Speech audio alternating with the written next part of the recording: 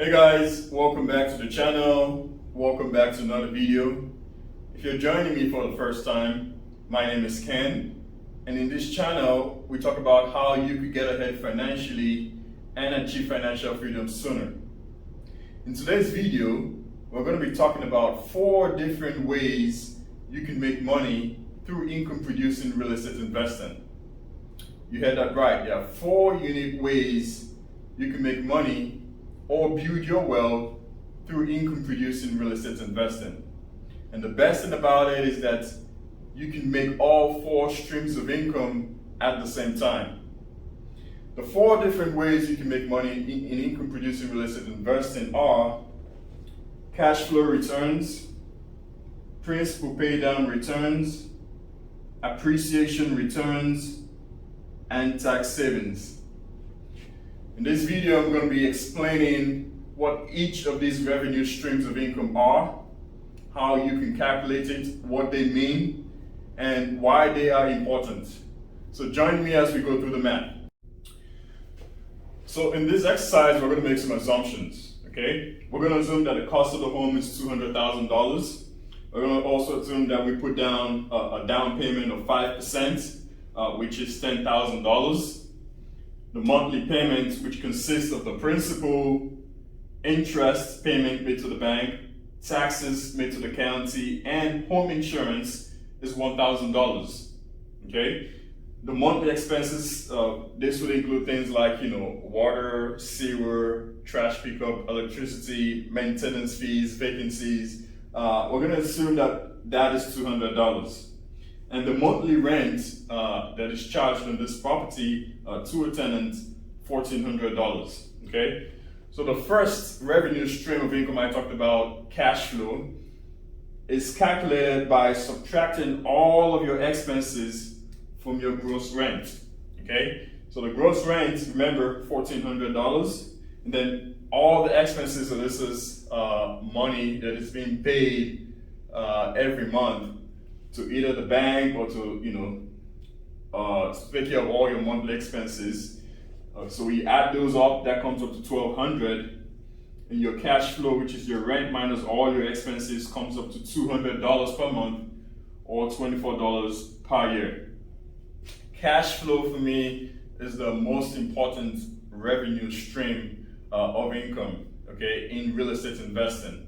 And there are several reasons for this. First of all, it's considered passive income. Okay, so passive income is money that comes into your account that you don't really have to work for it. Okay, you can be sleeping, you can be doing other things, but you rest assured that it's going to come into your account, and you can use that money to do whatever you want to do with it. You can reinvest it to buy more properties, or use it to enjoy life or do whatever you want. Okay, it's up to you. But cash flow is one that you can control.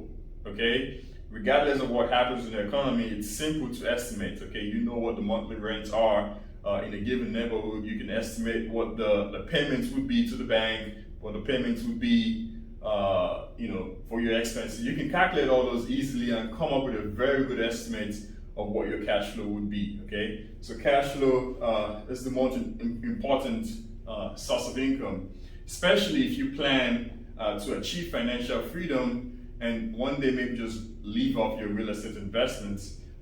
Cash flow is very important. Now we're going to talk about the second stream of income, which is principal pay down.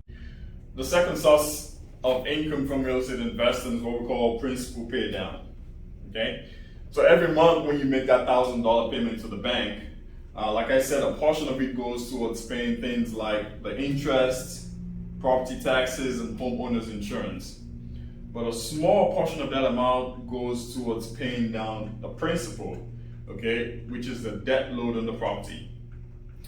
Down here, I have itemized a list of payments that will be made for that $1,000 that is paid to the bank, okay? So this $1,000 is going to cover things like the principal, interest, property taxes, insurance, and PMI. I also estimated the amounts that will be paid under each category.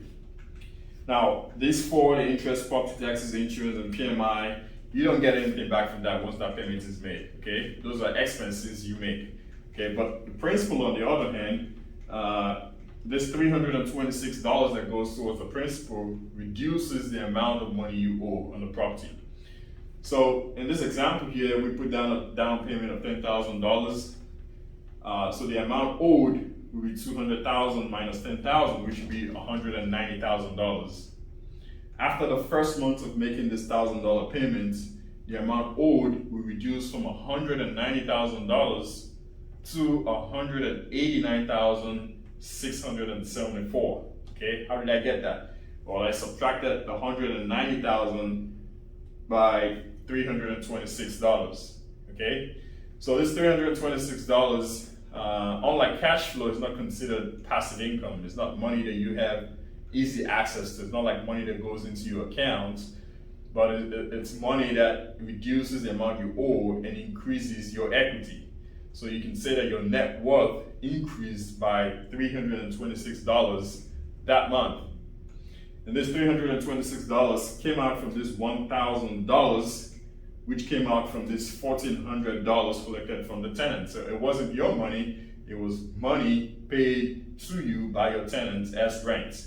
Okay, so it's considered a return, and it's one of the ways you can increase your net worth, increase your income, even though you don't have easy access to that money, unless you decide to sell the property or refinance the property.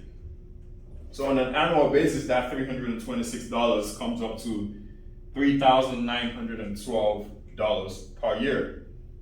Now, there's one thing I want to say about the principal pay down. Every month when you make a payment to the bank, the amount paid towards the interest is going to reduce. Okay, so in the first month we had $475, the next month is going to reduce to $472, the following month maybe $469, and so on and so forth. And the reason for that is because the interest is calculated on the amount owed at the end of the previous month. Okay, so as you reduce your debt load, the interest paid is also going to reduce. Okay, and inversely, the amount paid towards the principal is going to increase. Okay, so you're not going to pay $326 every single month. No, every month, the amount attributed towards principal from this $1,000 is going to increase. Okay, so if in January I paid $326 and $475 to the principal and interest, okay, the next month when I pay this $1,000, a lower amount will go towards the interest, so maybe $472, and a higher amount will go towards the principal, maybe $329. Okay, so you can see when you look at it on an annual basis, the actual amount is going to be higher than this $39.12. I basically just multiplied 326 by 12 to get this number, but the actual amount is going to be higher because this monthly payment made to the principal is going to increase every month. Okay, so the principal pay down is always going to increase. Okay, so your income from that is also going to always going to increase. So also your cash flow. Okay, we talked about cash flow before, which is the rent collected. Every year rents increase, so that cash flow is going to increase. Principal pay down is going to increase. Okay, another thing that also you need to know about a principal pay down is that it's tax free. So this equity that is being built in your property, at the end of the year, you don't have to pay taxes on this $39.12 that you earned. Okay, it's considered an income, but it's not taxable. Okay, so that's one of the advantages also in income producing real estate investing. The third way you can make money through income producing real estate investing is what we call appreciation. And there are two types of appreciation. You have natural appreciation and forced appreciation. Natural appreciation is one which occurs due to changes in the market. And these changes could be due to factors such as high demand or low supply. So you could have high demand, for example, when you have individuals moving from one state to another. So the state that is experiencing an inflow of migrants would see an increase in property values. You could also have situations whereby interest rates are low, like we have right now. When interest rates are low, there is a higher inclination towards purchasing properties. So you have more and more people willing to purchase properties, and that puts a strain on the market and increases property values. You could also have low supply. So with low supply, could be an example that we see right now. Contractors are not building new homes fast enough. Okay, so that puts a strain on older properties and increases their value. You could also have a situation whereby individuals simply just don't want to sell their properties, maybe due to the pandemic or uncertainty about what's going to happen in the markets in a few months. Okay, so when that happens, there's fewer properties available for sale, and therefore property values increase. Okay, so all that is natural appreciation, market conditions just affecting property values. On average, we see anywhere from 3 to 5% appreciation on properties. Now, 2021 has been an extraordinary year. We've seen properties appreciate in some market by up to 30-40%. But on average, when conditions are normal, on average, most markets would experience 3 to 5% natural appreciation. Okay, there's some markets that would have higher appreciation, like 7-8%, but most markets on average would have anywhere from 3 to 5%. Now, the second type of appreciation we have is what we call forced appreciation, and this is one where the property value is increased not due to market conditions, but due to actions by the investor. And there are different ways an investor could force appreciation. Okay, one of them could be, as an investor, you find a property maybe that needs some work to be done. Okay, you purchase it under market value, fix it up, and sell it at and it appraises for a much higher price. Okay, so in this case, you're forcing appreciation by improving the appearance or fixing certain things in the property. The second way you could force appreciation as an investor is by even purchasing a property at market value, but you identify properties that are rented below market value. Okay, and this works particularly very well with commercial real estate. Okay, so you find a property where maybe one that's been owned by someone for a very long time, and the landlord has an increased rent, so rents are below market value. But you purchase the property at asking price and increase rents. And when you increase rents, you're basically increasing what we call the net operating income. Okay, this is a commercial real estate term. But when you increase the net operating income, consequently, you're going to increase the value of the property. Okay, so that is forced appreciation. As an investor, you want to lean towards forced appreciation because forced appreciation tends to have higher returns on your investment compared to natural appreciation. Okay, for the purposes of this example, we're going to assume a natural appreciation of 5%. Okay, so 5% on $200,000 would be $10,000 on the first year. Okay, and when you look at this, okay, so you put down 5% on a property, and so basically you put down $10,000 and you're getting $10,000 back from appreciation. That's 100% return on your investments, which is very wonderful, right? And folks, that is one reason why you never pay cash for a property. Okay, if you had purchased this property with cash for $200,000 with no loan, and the property appreciates 5%, your return due to appreciation is 5%. But because you leveraged the bank's money by putting down a low down payment, okay, your return on your capital, which is this $10,000, is 100% because you made 100% from appreciation. Okay, so this is the third way you can build your wealth or make money through real estate investing: appreciation. The fourth and final way to make money from real estate investments is what we call tax savings.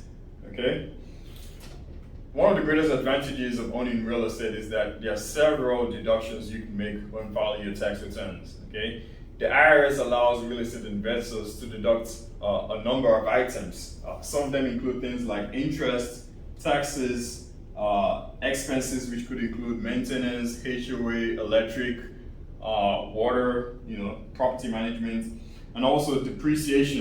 So when you add up all these tax deductions, here I've estimated normal amounts that you would see on a property that costs $200,000. Okay, the total tax deductions would be just over $14,000. And when you consider the gross rent, which is $16,800 every year, the taxable income, which is the gross rent minus the deductions, would be $2,760. Now, if we consider the average salary in America, which is about $60,000, an individual making $60,000 would be in the 22% tax bracket, okay? And that would mean that such individual would pay taxes of just over $600.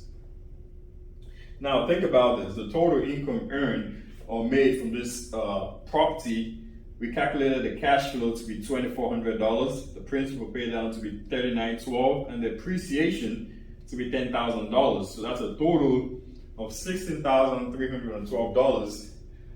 But such individual is only paying $607. That's less than 4% paid in taxes. So there it is, guys. There are 4 different ways you can make money in real estate. Look at cash flow, principal pay down, appreciation, and tax savings. All right, guys, thank you very much for watching this video. Let me know in the comment section below which one of those 4 methods of making money is your favorite and why. If you learned a lot from this video, please hit the like button. It truly means a lot to me and would help my channel. Also, if you would like to be notified when next I post a video, hit the subscribe button and the notification bell so you'll be notified when next I post a video. I have so much more amazing content for you guys, and I don't want you to miss out on any one of them. Finally, I just want to encourage you guys, just stay focused and keep chasing that dream. Okay, if you can see it, you can achieve it. It all starts with a mindset, okay? So stay focused and stay determined, and see you on the next video. Thank you.